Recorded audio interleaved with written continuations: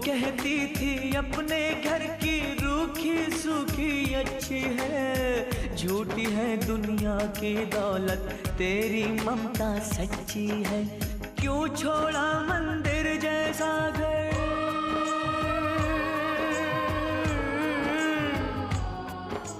क्यों छोड़ा मंदिर जैसा घर, सोचूं और पछताऊं माँ। दूर हूँ मैं, मजबूर हूँ मैं, तेरे पास मैं कैसे आऊँ माँ।